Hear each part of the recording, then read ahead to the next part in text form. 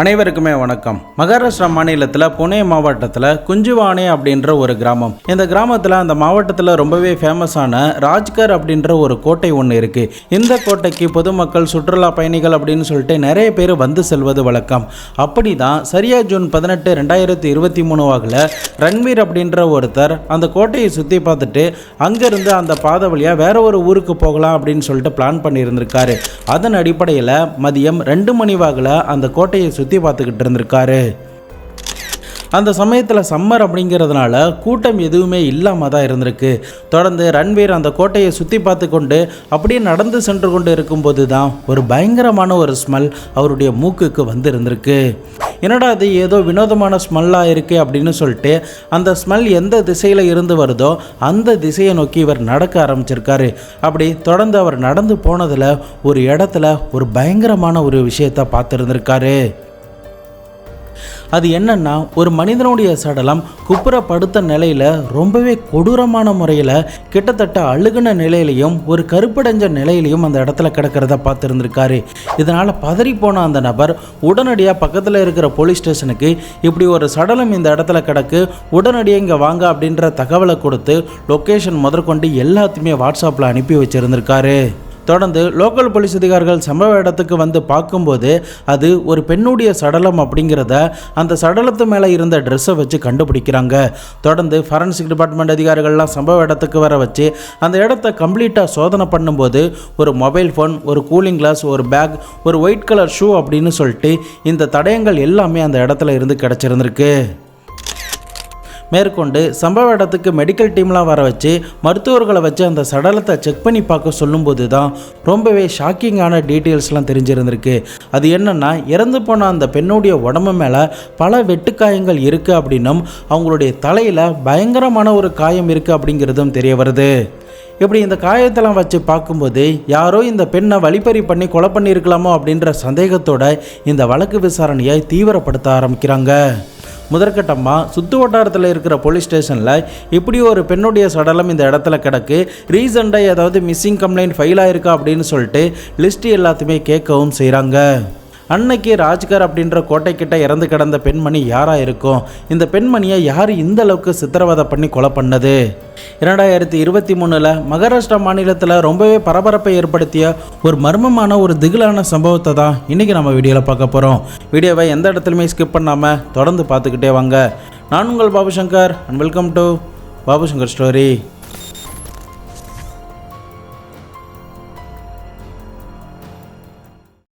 ரீசெண்டாக நம்ம வீடியோஸ்லாம் பார்க்கும்போது ஒவ்வொரு வீடியோக்குமே எவ்வளோ நேரம் ஒதுக்கி செலவிடுவோம் அப்படிங்கிறத அந்த வீடியோவை பார்க்கும்போதே உங்களுக்கு நல்லாவே தெரியும். இதனால் வீடியோஸ் உங்களுக்கு பிடிச்சிருந்ததுன்னா மறக்காமல் லைக் பண்ணி பாருங்கள். நீங்கள் இப்படி லைக் பண்ணுறது, கமெண்ட் பண்ணுறது மூலயமா நிறைய பேருக்கு ரெக்கமெண்டில் போய் சேரும். சப்ஸ்கிரைப் பண்ணாமல் யாராவது பார்த்துக்கிட்டு இருக்கீங்க, புதுசாக இப்போ தான் நம்ம சேனலுக்கு வரீங்கன்னா மறக்காமல் சப்ஸ்கிரைப் பண்ணிக்கோங்க.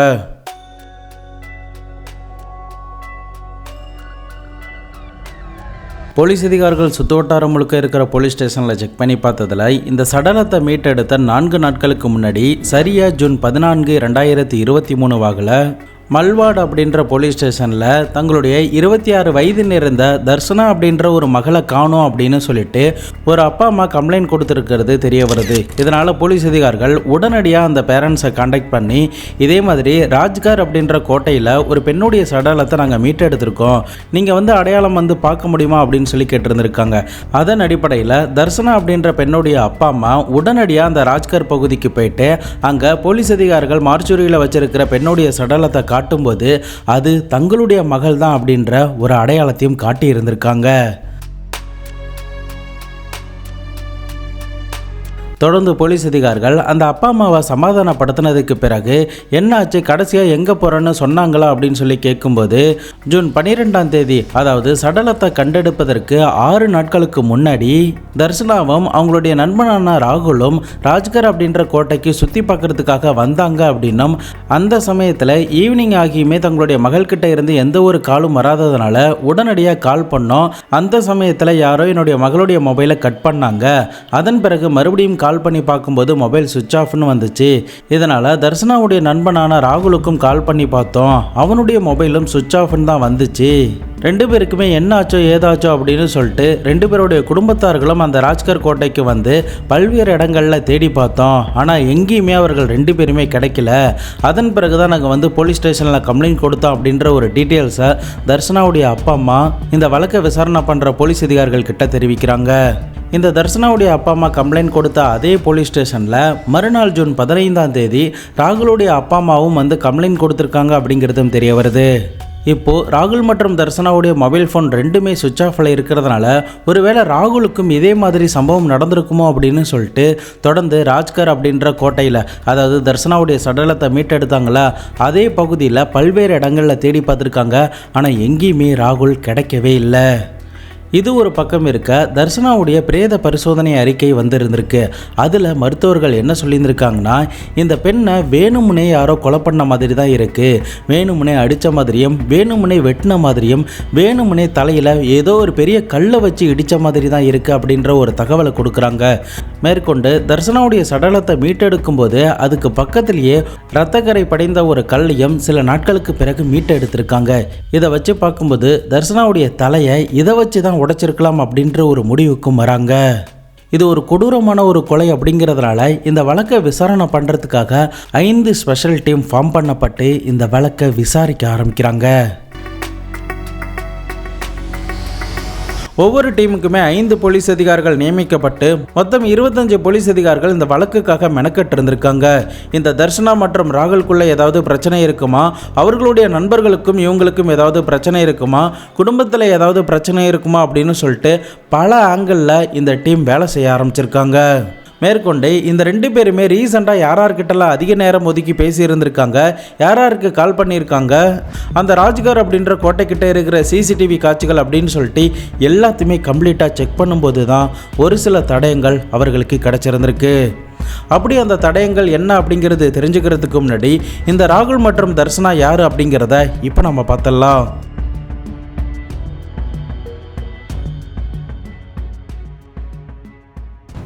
மகாராஷ்டிரா மாநிலத்தில் அகமத் நகர் அப்படின்ற மாவட்டத்தில் கோப்பூர் அப்படின்ற கிராமத்தை சேர்ந்தவர்கள் தான் தர்சனாவுடைய குடும்பத்தார்கள். தர்சனாவுடைய அப்பா பக்கத்தில் இருக்கிற ஒரு சுகர் ஃபேக்ட்ரியில் டிரைவராக வேலை பார்த்துக்கிட்டு இருக்காரு. ஒரு சாதாரண மிடில் கிளாஸ் ஃபேமிலி தான் இந்த தர்சனாவுடைய குடும்பத்தார்கள். தர்சனா எப்போதுமே தன்னுடைய மாமாவுடைய வீட்டுக்கு சென்று வருவது வழக்கம். அப்படி தான் இந்த ராகுலுடைய குடும்பத்தார்களுடைய பழக்கமும் இந்த தர்சனாவுக்கு கிடச்சிருந்திருக்கு. இந்த 2 பேருமே சின்ன வயதில் இருந்து ஒரே ஸ்கூலில் தான் படிச்சிருந்திருக்காங்க, ஒரே காலேஜில் தான் படிச்சிருந்திருக்காங்க. இதனால் 2 பேருக்குள்ளேயும் நல்ல நட்பும் இருந்திருக்கு. இதனால் இவங்க தங்களுடைய பட்டப்படிப்பு முடிந்ததுக்கு பிறகு கவர்மெண்ட் எக்ஸாமுக்கு ப்ரிப்பேர் பண்ணலாம் அப்படின்னு பிளான் பண்ணி மகாராஷ்டிரா மாநிலத்தோடைய பப்ளிக் சர்வீஸ் எக்ஸாமுக்காக அவங்க ப்ரிப்பேர் பண்ண ஆரம்பிக்கிறாங்க. அந்த சமயத்தில் தர்சனாவுடைய பட்டப்படிப்புலாம் முடிந்ததுக்கு பிறகு வீட்டில் திருமணம் பண்ணலாம் அப்படின்ற ஒரு பிளானை போட்டிருந்திருக்காங்க. ஆனால் தர்சனாவுக்கோ தான் ஏதாவது வாழ்க்கையில் சாதிச்சாகணும் அப்படின்ற ஒரு ஆசை இருந்ததுனால நம்ம பப்ளிக் சர்வீஸ் எக்ஸாம் எழுதி ஏதாவது ஒரு ஹையர் போஸ்ட்டுக்கு முதல்ல போவோம், அதன் பிறகு திருமணத்தை பற்றி யோசிக்கலாம், மேற்கொண்டு இதே ஊரில் இருந்தோன்னா கண்டிப்பாக நமக்கு திருமணம் பண்ணி வச்சுருவாங்க, அதனால் நம்ம புனே சிட்டிக்கு போயிட்டா அங்கே நம்ம கோச்சிங் சென்டரில் படித்த மாதிரியும் இருக்கும், இந்த கல்யாணத்தில் இருந்தும் ஈஸியாக தப்பிச்சிடலாம் அப்படின்னு பிளான் பண்ணியிருந்தாங்க. இதனால் தர்சனா இதை பற்றி தன்னுடைய அப்பா அம்மா கிட்ட சொல்லும்போது ஆரம்பத்தில் சம்மதம் தெரிவிக்காமலே இருக்காங்க. ஆனால் தர்சனா அந்த சமயத்தில் என்ன சொல்கிறாங்கன்னா, என் கூட ராகுலும் தான் வரான், ராகுலும் வேறு ஹாஸ்டலில் தங்கி அவன் என்னுடைய கோச்சிங் சென்டரில் வந்து படிக்கிறான், அவனும் கவர்மெண்ட் எக்ஸாமுக்கு தான் ப்ரிப்பேர் பண்ணுறான், அதனால் நீங்கள் பயப்பட வேண்டாம் அப்படின்னு சொன்னதுமே அந்த குடும்பத்தார்கள் சம்மதம் தெரிவிச்சிருந்திருக்காங்க. அதன் அடிப்படையில் தான் அவங்களுடைய சொந்த ஊரில் இருந்து தர்சனாவும் ராகுலும் இந்த புனே சிட்டிக்கு வந்து அங்கே இருக்கிற ஒரு கோச்சிங் சென்டரில் படிக்க ஆரம்பிச்சிருக்காங்க. அப்படி படிக்கிற சமயத்தில் 2 பேருமே வேறு ஹாஸ்டலில் தான் தங்கி கொண்டு இந்த கோச்சிங் சென்டருக்கு வந்து போயிருந்திருக்காங்க. அப்படி இவர்கள் 2 பேருமே புனே மாவட்டத்தில் தங்கியிருந்த சமயத்தில் தான் ராஜ்கர் அப்படின்ற கோட்டைக்கு சுற்றி பார்க்கலாம் அப்படின்னு போயிருந்திருக்காங்க. அதன் பிறகு தான் தர்சனா இறந்து போயிருந்திருக்காங்க, ராகுல் காணாமலும் போயிருந்திருக்கான். இந்த டீட்டெயில்ஸ் எல்லாமே அந்த குடும்பத்தார்களை விசாரணை பண்ணும்போது போலீஸ் அதிகாரிகளுக்கு தெரிய வந்திருக்கு. இதன் பிறகு ராகுலுக்கும் தர்சனாவுக்கும் நடந்த மாதிரி நடந்திருக்குமோ அப்படின்னு சொல்லிட்டு அந்த ராஜ்கர் அப்படின்ற கோட்டை முழுக்க தீவிரமாக தேடிக்கிட்டே இருந்திருக்காங்க. ஆனால் எந்த ஒரு பலனுமே அவங்களுக்கு கிடைக்காமலே போயிருந்திருக்கு. இதனால் இந்த ராஜ்கர் கோட்டைக்கு வரணும்னா எந்தெந்த பாதைகள் வழியாக வரணுமோ அந்தந்த பாதைகளில் ஏதாவது சிசிடிவி இருக்கா அப்படின்னு சொல்லி போலீஸ் அதிகாரிகள் செக் பண்ணி பார்த்ததில் தான் சில சிசிடிவி காட்சிகள் ஒரு சில கடையில் இருந்து கிடைச்சிருந்திருக்கு. அதன் பிறகு என்ன நடந்துச்சு, ராகுல் அவர்களால் கண்டுபிடிக்க முடிஞ்சதா இல்லையா, அந்த சிசிடிவியில் அப்படி என்ன இருந்துச்சு அப்படிங்கிறத இப்போ நம்ம பார்த்துடலாம். போலீஸ் அதிகாரிகள் ராஜ்கர் கோட்டைக்கு போகக்கூடிய பாதைகளில் இருந்த சிசிடிவியில் என்ன பார்த்துருந்துருக்காங்கன்னா, சம்பவம் நடந்த நாளான அதாவது ஜூன் 12, 2023 காலை 8:30 மணி வாக்கில் இந்த ராகுல் ஒரு பைக்கில் இந்த தர்சனாவை அழைச்சி கொண்டு வரது பதிவாக இருந்திருக்கு. அப்படியே அந்த சிசிடிவி காட்சியை பார்க்கும்போது சம்பவ இடத்துல இருந்து கிடைச்ச கூலிங் கிளாஸ், அவங்களுடைய ஷூ, அவங்களுடைய பேக், அவங்களுடைய மொபைல் ஃபோன் அப்படின்னு சொல்லிட்டு எல்லாமே அந்த சிசிடிவியில் பதிவாக இருந்திருக்கு. இதனால் அது தர்சனா தான் அப்படிங்கிறத உறுதியும் படுத்தி இருந்திருக்காங்க. மேற்கொண்டு தொடர்ந்து அந்த சிசிடிவி காட்சிகளை செக் பண்ணிக்கிட்டே வரும்போது தான் ராகுலுடைய பைக் அந்த சிசிடிவியில் பதிவாகுது. அப்படி ராகுலுடைய பைக்கை ஓட்டிட்டு போனது வேற யாருமே கிடையாது, ராகுல் மட்டும்தான். ஆனால் பின்னாடி தர்சனாவை காணோம். இதனால் ராகுல் தான் ஏதோ ஒரு விஷயத்த பண்ணியிருக்கான் அப்படின்னு சொல்லிட்டு ராகுலை தீவிரமாக தேட ஆரம்பிக்கிறாங்க. ராகுலுடைய மொபைல் சிக்னல் எங்கேயாவது ஆக்டிவேட் ஆகுதா, அவன் கடைசியாக எங்கே போனால், அவனுடைய பேக்ரவுண்ட் என்ன அப்படிங்கிற முதற்கொண்டு எல்லாத்தையுமே கம்ப்ளீட்டாக செக் பண்ணுறாங்க. அப்படி செக் பண்ணதில் ராகுல் ஒரு மிடில் கிளாஸ் பையன்தான். இதனால் அவன் கிட்ட இருக்கிற பணத்தை வச்சு ரொம்ப நாட்கள் அவன் வெளியில் இருக்க முடியாது. மேற்கொண்டு அவனுடைய பேங்க் அக்கௌண்ட்லேயும் 80,000 ரூபாய் கிட்ட பணம் இருந்திருக்கு.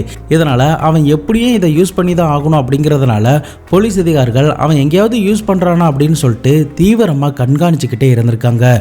அப்போ தான் 10 நாட்கள் கழித்து அவன் டெல்லியில் அவனுடைய ஏடிஎம் கார்டை பயன்படுத்தி பணம் எடுக்கிறான் அப்படிங்கிற ஒரு விஷயம் தெரிய வருது. இதனால் உடனடியாக மகாராஷ்டிரா போலீஸ் அதிகாரிகள் டெல்லி போலீஸ் அதிகாரிகளுக்கு கால் பண்ணி உடனடியாக ராகுலுடைய லொக்கேஷன்லாம் சொல்லி செக் பண்ண சொல்லியிருந்திருக்காங்க. ஆனால் அதுக்குள்ளேயே ராகுல் எஸ்கேப் ஆகியிருந்திருக்கான். ஆனால் டெல்லி போலீஸ் அதிகாரிகள் சிசிடிவி காட்சிகளை உடனடியாக மகாராஷ்டிரா போலீஸுக்கு அனுப்பி வைக்கிறாங்க. அதை பார்த்ததுமே அது ராகுல் தான் அப்படிங்கிறத கன்ஃபார்மும் பண்ணுறாங்க. தொடர்ந்து அவனுடைய மொபைல் சிக்னலும் டெல்லியில் 5 நிமிடம் ஆன் ஆகி இருந்திருக்கு. அதன் பிறகு சுவிட்ச் ஆஃப் ஆகியிருந்திருக்கு. போலீஸ் அதிகாரிகள் அந்த இடத்துக்கு போகிறதுக்குள்ளேயே அவன் எஸ்கேப் ஆகியிருந்திருக்கான். இதனால் தொடர்ந்து அவனுடைய மொபைல் சிக்னல் வேற எங்கேயாவது ஆக்டிவேட் ஆகுதா அப்படின்னு சொல்லி செக் பண்ணிக்கிட்டே வரும்போது தான் ஒரு சில நாட்களில் கொல்கத்தாவில் ஆன் ஆகியிருந்திருக்கு. அங்கேயும் போலீஸ் அதிகாரிகள் பிடிப்பதற்கு முயற்சி பண்ணியிருந்திருக்காங்க. ஆனால் எஸ்கேப் ஆகி போயிருந்திருக்கான். இறுதியாக பாம்பேல இருக்கிற அந்தேரி அப்படின்ற ரயில்வே ஸ்டேஷனில் அவனுடைய மொபைல் சிக்னல் ஆக்டிவேட் ஆனதுமே உடனடியாக அங்கே இருக்கிற லோக்கல் போலீஸ் அதிகாரிகள் மூலியமாக இறுதியாக அந்த ராகுலை கைது பண்ணுறாங்க.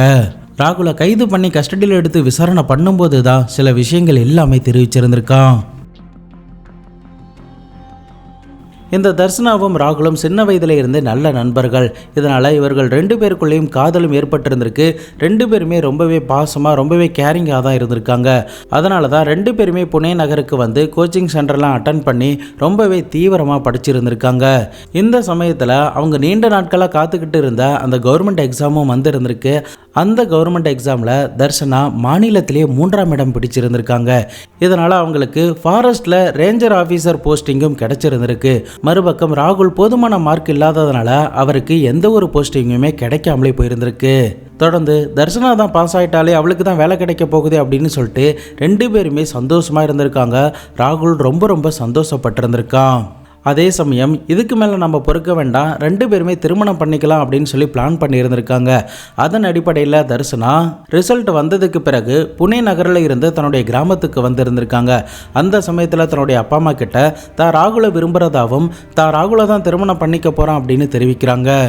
ஆனால் தர்சனாவுடைய அப்பா அம்மா என்ன சொல்கிறாங்கன்னா, ராகுலுக்கு இப்போ எந்த வேலையுமே கிடையாது, அவன் கவர்மெண்ட் எக்ஸாம்லேயும் பாஸ் ஆகலை, அதனால் ராகுலை திருமணம் பண்ணிக்கிறதுக்கு எங்களுக்கு உடன்பாடு இல்லை அப்படின்னு தெரிவிக்கிறாங்க. இதனால் மெல்லமாக தர்சனா ராகுலை அவாய்ட் பண்ணுறாங்க. கால் பண்ணாலும் எந்த ஒரு ரெஸ்பான்ஸும் பண்ணுறது கிடையாது, மெசேஜ் பண்ணாலும் எந்த ஒரு ரெஸ்பான்ஸுமே பண்ணுறது கிடையாது. இதனால் என்னாச்சு அப்படின்னு சொல்லி தர்சனா கிட்ட கேட்கும்போது தான் தன்னுடைய அப்பா அம்மா தெரிவித்த விஷயங்கள் எல்லாத்தையுமே தெரிவிச்சிருந்திருக்கா. மேற்கொண்டு தன்னுடைய அப்பா அம்மா என்ன முடிவு எடுக்கிறாங்களோ அதுதான் என்னுடைய முடிவு அப்படின்னு சொன்னதுமே ராகுலுக்கு கோபம் அதிகரிக்க ஆரம்பிக்குது. இருந்தாலும் பரவாயில்ல அப்படின்னு சொல்லிட்டு எவ்வளவோ சமாதானம் பண்ணலாம் முயற்சி பண்ணியிருந்திருக்கான். ஆனால் தர்சனா எதையுமே காது கொடுத்து கேட்குறதாவே இல்லை. இறுதியாக தர்ஷனா தான் தங்கியிருந்த ஹாஸ்டல் ரூமை வெக்கேட் பண்ணிட்டு வேற ஒரு தோழி கூட போய் தங்கியிருந்திருக்காங்க. அதன் பிறகு மாநிலத்திலேயே இந்த தர்ஷனா 3ஆம் இடம் பிடிச்சதுனால கோச்சிங் சென்டருக்கு பாராட்டு விழாவுக்காக போயிருந்திருக்காங்க. அந்த இடத்துல தான் ராகுல் ரொம்ப நாட்கள் கழித்து தர்ஷனாவை மீட் பண்ணுறான். அந்த சமயத்தில் ராகுல் அவகிட்ட எதையுமே கோபத்தை காட்டிக்காம ரொம்பவே அன்பாக பேசியிருந்திருக்கான். மேற்கொண்டு நீ பாஸ் ஆகிட்டா அதை செலிப்ரேட் பண்ணணும், அதனால் நம்ம 2 பேரும் ராஜ்கர் அப்படின்ற கோட்டைக்கு போகலாம் அப்படின்னு சொல்லிட்டு சரியா ஜூன் 12, 2023 வாகல காலை நேரத்திலேயே இந்த பெண்ணை அழைத்து கொண்டு ராகுல் அந்த ராஜ்கர் அப்படின்ற கோட்டைக்கு வந்திருந்திருக்கான். அந்த சமயத்தில் அவனுடைய பிளான் என்னவா இருந்திருக்குன்னா, ஒருவேளை அவள் திருமணத்துக்கு ஒத்துக்கொண்டா அவளை உயிரோட விட்டுறலாம், ஆனால் அவள் திருமணத்துக்கு ஒத்துக்கலைன்னா கண்டிப்பாக அவளை போட்டு தள்ளிடணும் அப்படிங்கிறது தான் அவனுடைய மனதுக்குள்ள ஓடிக்கிட்டே இருந்திருக்கு. மேற்கொண்டு அதுக்காக ப்ரீ பிளானாவே கத்தி எல்லாமே எடுத்துக்கொண்டு தான் அன்றைய நாள் ராஜ்கர் அப்படின்ற கோட்டைக்கு போயிருந்திருக்கான். அந்த சமயத்தில் 2 பேரும் கொஞ்ச நேரம் கழித்து திருமணத்தை பற்றி பேச ஆரம்பித்ததுமே தர்ஷனா நிராகரிச்சுக்கிட்டே இருந்திருக்காங்க. இதனால் ராகுலுக்கு மேலும் மேலும் ஆத்திரம் அதிகரிக்க ஆரம்பித்ததும் உடனடியாக அந்த பெண்ணை கழுத்தை நெரிச்சு துடிக்க கொலை பண்ண முயற்சி பண்ணுறான். அதன் பிறகு தாங்கிட்ட இருந்த கத்தியை எடுத்து கண்ணா பின்னான்னு வெட்டி இருந்திருக்கான். அடுத்தபடியாக பக்கத்தில் இருக்கிற ஒரு பாறைக்கல்லை எடுத்து படார்னு தலையிலேயே அடிச்சிருந்திருக்கான். இதனால் ரத்தம் அதிகப்படியான அளவுக்கு வெளியேறி அந்த பெண் அதே இடத்துல இறந்து போயிருந்திருக்கா. மேற்கொண்டு இவளை இப்படியே விட்டுட்டு போனால் யாராவது பார்த்துருவாங்க அப்படின்னு சொல்லிட்டு அந்த கோட்டை மேலே இருந்து ஒரு பள்ளத்தாக்கு கிட்ட தள்ளி விட்டுருந்துருக்கான். மேற்கொண்டு அவளுடைய மொபைல் ஃபோன், பேக்கு, ஷூ அப்படின்னு சொல்லிட்டு எல்லாத்தையுமே அந்த இடத்துல இருந்து போட்டுட்டு தன்னுடைய மொபைலையும் சுவிட்ச் ஆஃப் பண்ணிவிட்டு அங்கேருந்து எஸ்கேப் ஆகி டெல்லிக்கு போயிருந்திருக்கான். அதன் பிறகு தான் கொல்கத்தாவுக்கு போயிருந்திருக்கான்.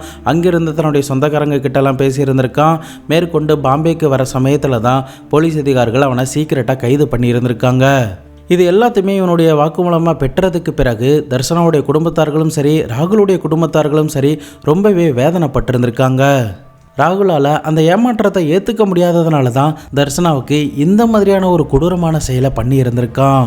மேற்கொண்டு இந்த வழக்கு இப்போதைக்கு நடந்துக்கிட்டு இருக்கிறதுனால அடுத்தடுத்து என்ன தகவல்கள்லாம் கிடைக்க போகுது அப்படிங்கிறத பொறுத்திருந்து நம்ம பார்க்கலாம். ஒரு ரிலேஷன்ஷிப்பில் ஒருத்தருடைய வாக்கு தவறும்போது அவருக்கு எப்பேற்பட்ட கோபம் வருது அப்படிங்கிறதையும், ஏமாற்றம் ஒருத்தருக்கு எந்த அளவுக்கு ஒரு பாதிப்பை ஏற்படுத்தும் அப்படிங்கிறதையும் நிச்சயமாக இந்த ராகுலுடைய கதை நமக்கு உணர்த்தியிருக்கும் அப்படிங்கிறத நான் நம்புகிறேன். நீங்கள் இந்த தர்ஷனாவுடைய நடவடிக்கை பற்றியும் ராகுல் பற்றியும் என்ன நினைக்கிறீங்க அப்படிங்கிறதையும், இந்த வீடியோவுக்கு 5க்கு எவ்வளோ ஸ்டார் கொடுப்பீங்க அப்படிங்கிறதையும் மறக்காமல் கமெண்ட் பாக்ஸில் சொல்லுங்கள். இதை பற்றி உங்களுடைய நண்பர்களும் தெரிஞ்சுக்கணும் அப்படின்னு நீங்கள் ஆசைப்பட்டீங்கன்னா அவர்களுக்கு மறக்காமல் ஷேர் பண்ணிவிடுங்க. நம்ம சேனலுக்காக உருவாக்கப்பட்ட இன்ஸ்டாகிராம், டெலிகிராமில் ஃபாலோ பண்ணாதவங்க ஃபாலோ பண்ணிக்கோங்க, ஜாயின் பண்ணாதவங்க ஜாயின் பண்ணிக்கோங்க. நாளை மறுநாள் வேறு ஒரு கிரைம் கேஸோட வேறு ஒரு வீடியோவில் உங்களை வந்து சந்திக்கிறேன். அது வரைக்கும் உங்களிடமிருந்து விடைபெறுவது உங்கள் பாபு சங்கர்.